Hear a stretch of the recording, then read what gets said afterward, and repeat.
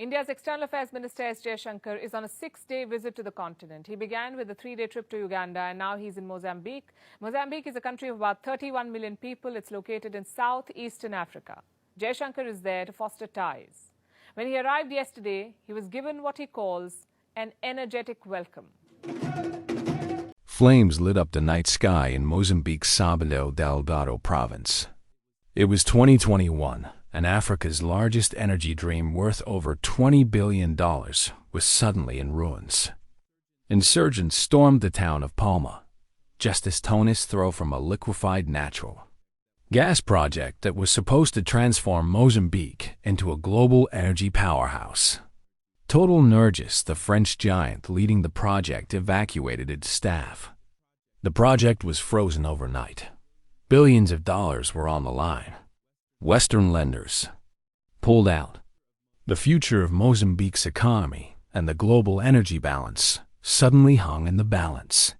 The wild chaos spread across Cabo Delgado. One major power saw opportunity in the ruins.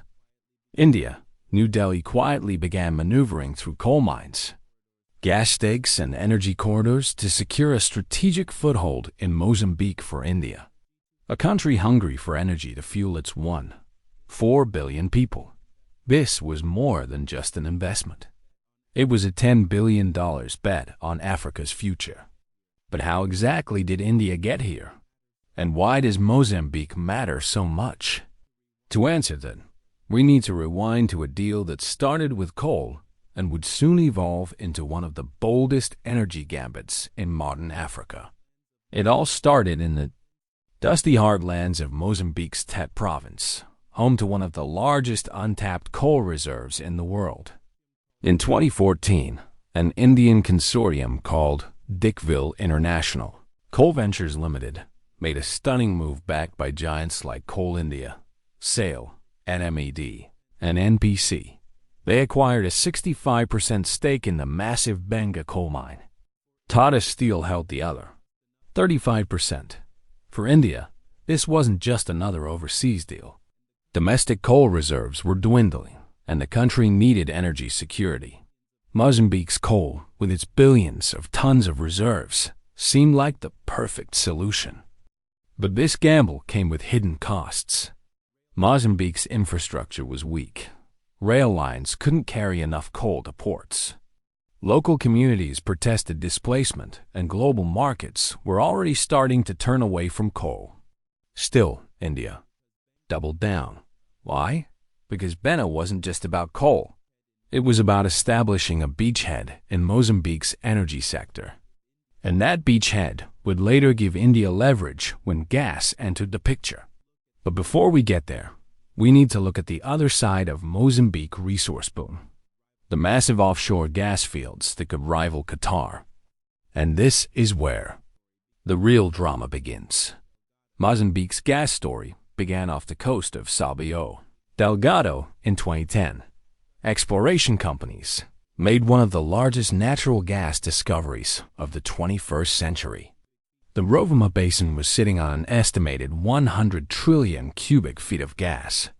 To put that in perspective, it's enough to power India for decades. French energy major Total Energies, along with U.S. companies, Japanese investors and others, pour billions into developing liquefied natural gas plants. Mozambique was suddenly on track to become the world's third largest LNG exporter. India had a direct interest. Companies like Videum and Videsh joined international consortia, securing stakes in offshore gas blocks.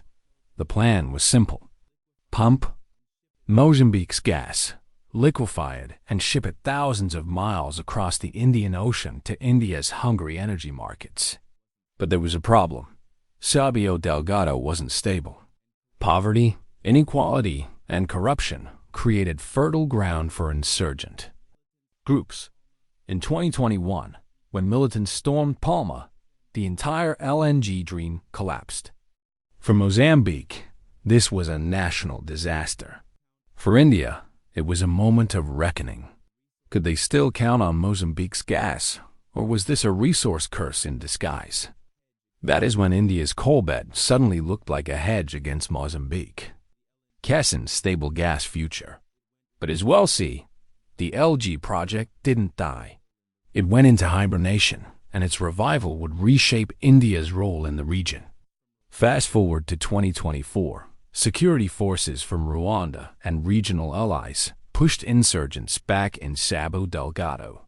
Slowly, confidence began to return, and in early 2025, something big happened. The U.S. Export-Import Bank approved a nearly $5 billion loan to restart the LG project. Suddenly, the $20 billion mega project was back on the table. Japanese giant Mitsui confirmed financing with 70-80 reconfirmed. Construction was set to resume. Mozambique's gas stream was alive again. And India-New Delhi wasn't going to miss its chance. With equity stakes already secured in offshore blocks, India positioned itself as a long-term buyer of LNG from Mozambique. But here's the twist. India wasn't just betting on gas. It was building a two-pronged strategy: gas for the long term, coal for immediate supply. That combination gave New Delhi unusual leverage, especially as competition heated up, because India wasn't the only one eyeing Mozambique. China, the US, and Europe all had their sights on the same resources. And that brings us to the real geopolitical chess game playing out in southern Africa. Mozambique's gas and coal boom isn't just about energy. It's about global influence for China. Mozambique fits into the Belt and Road Initiative. Beijing has funded ports, roads, and railways in southern Africa. If China secures long-term LNG contracts, it can lock in supply chains for decades. For the U.S., Mozambique is about countering China and supporting Western energy companies. That's why Washington green-lit billions in financing through its Export-Import Bank. And for India, it's about survival. With domestic energy demand soaring, India can't afford to be left out. Mozambique offers an alternative to Middle Eastern energy, less vulnerable to choke points like the Strait of Hormuz. But here's the catch. Mozambique isn't just a resource. It's a fragile state balancing debt, conflict, and climate risks. Whoever dominates its energy future will shape not just Mozambique's destiny, but Africa's role in global energy politics. And India's $10 billion bet means it has as much skin in the game as anyone. But that raises another question. What does this mean for Mozambicans themselves?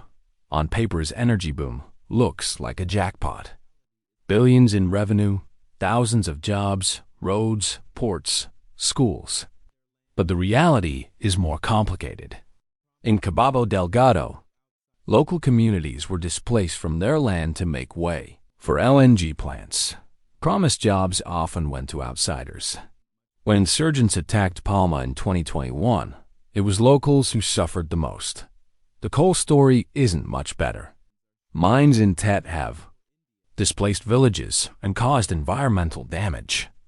Rivers are polluted. Farmlands are shrinking. For India, these costs are far away. But for Mozambique, they're daily struggles. The government now faces a dilemma: how to balance foreign investment with local development. And there's a bigger issue. The world is moving toward green energy.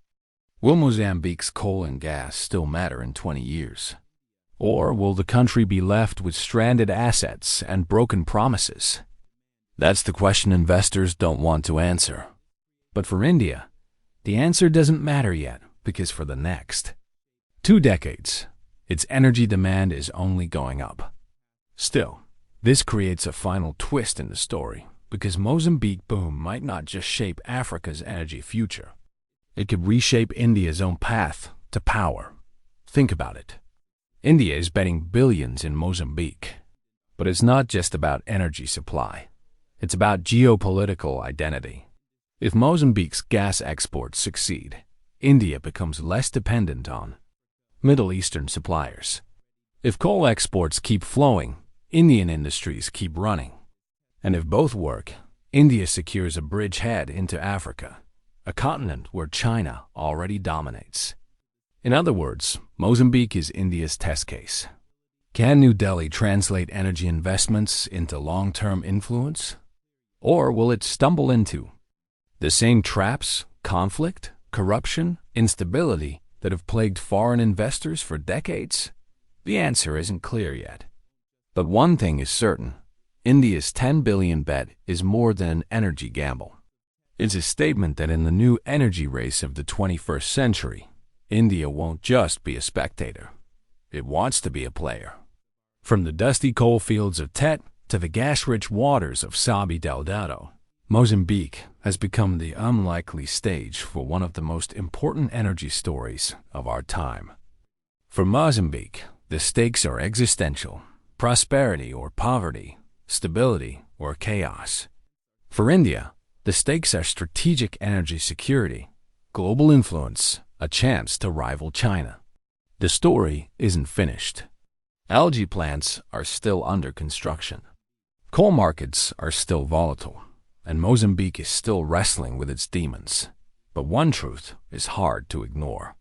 India has placed a giant bet on Mozambique.